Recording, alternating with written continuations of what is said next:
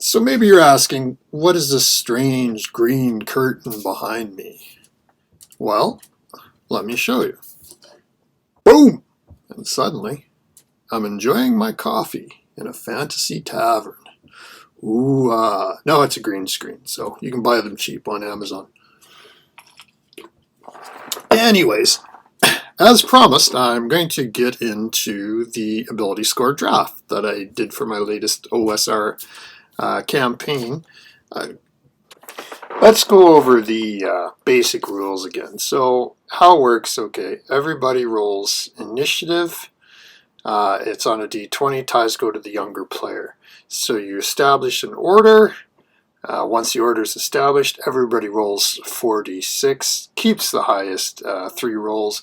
They become your pool of ability scores to pick from. So the player who rolled the highest initiative picks first. Usually they'll pick the highest number.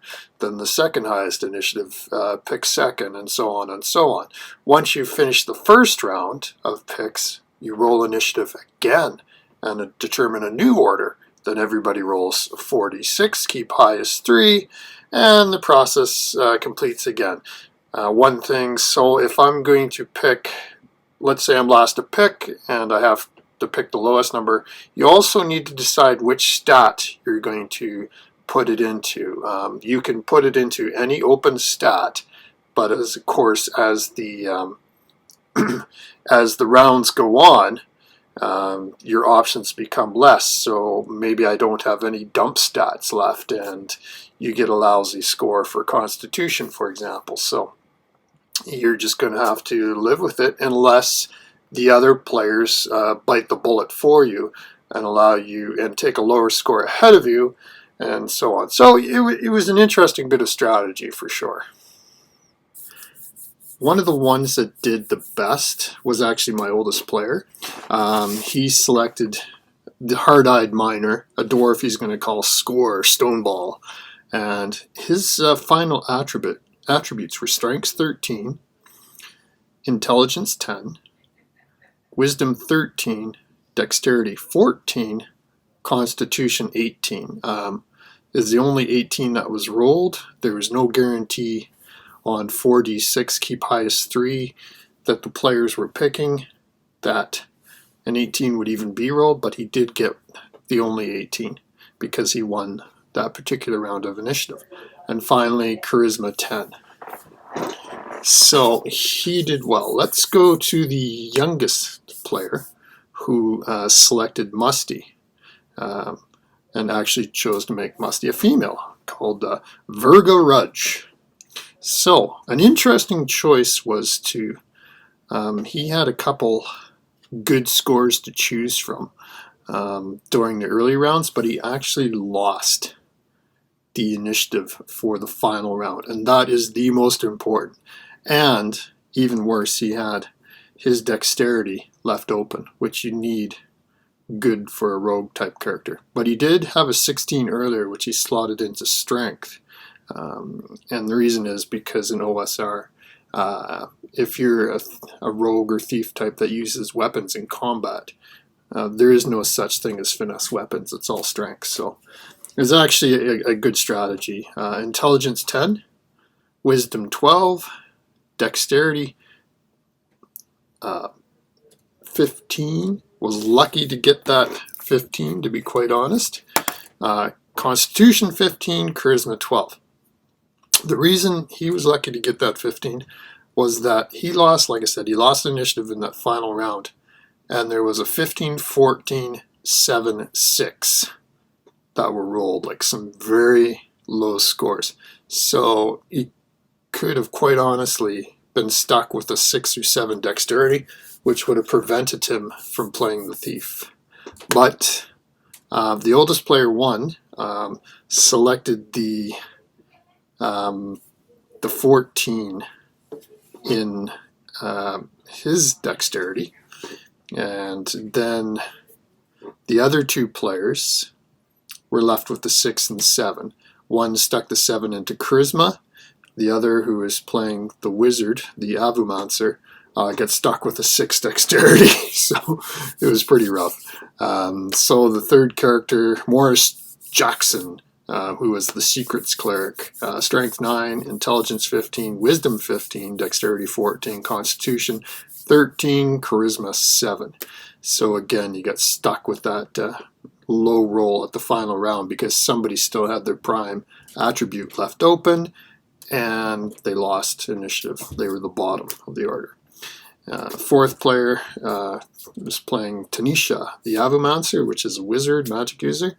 Strength 12, Intelligence 15, Wisdom 11, Dexterity 6. Again, got hammered by that final score by giving up to allow the rogue to have a decent dexterity. Constitution 16.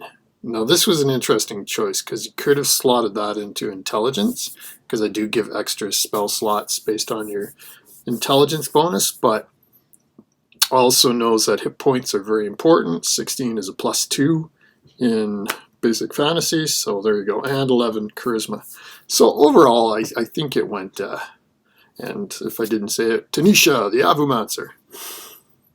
Overall, it was a neat kind of way to do it. A little strategy involved, and if the players had decided to be nasty, they could have made it very difficult on that last round, because my youngest player had decided to keep the dexterity, even though he knew he wanted to play the thief or rogue named Musty, had kept the dexterity slot open until the very end, and just was expecting like at least a decent score, but you lose initiative and you have 2 very bad rolls in the final round. So overall, it was good. It was an interesting way. A few things I would suggest would be to, there needs to be a time limit on the choices, so everybody rolls.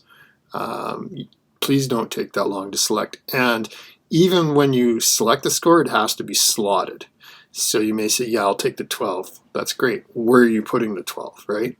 So this has to be decided before it goes to the next players. So you want this to flow quickly and go from there. But yeah, I kind of enjoyed it. I think everybody did too. And like I said in my previous video, I had sort of pre-made characters with certain bonuses for prime attributes.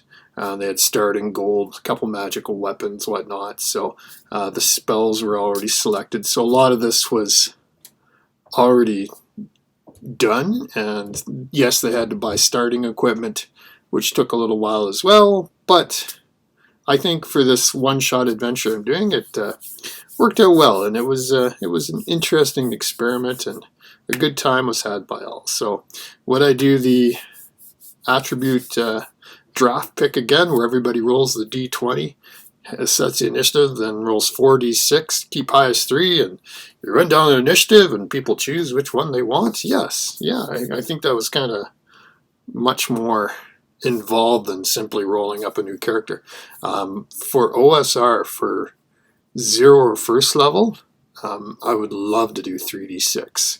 Just straight 3d6, and everybody plays like farmers or something like that, and see how that goes. Yeah, because I mean, 4d6 keep highest 3, you're going to get like a lot of 12s, 13s, 14s. 3d6, you know, 9s and 10s, or the 18 is going to be next to impossible. All of a sudden, you know, 15 becomes a pretty darn good roll. So, yeah, that would be interesting. I don't know if my players would go for like a 0 level or first level adventure again, but it would be fun. But anyway, next video I'll get to Deep Carbon Observatory, which we've started. We're only partially way through, but I'll do a full review on that as we play more. So this was just to conclude the draft pick for rolling attributes, and like I said, give it a shot. It went well. Anyways, talk to you next time. Bye bye.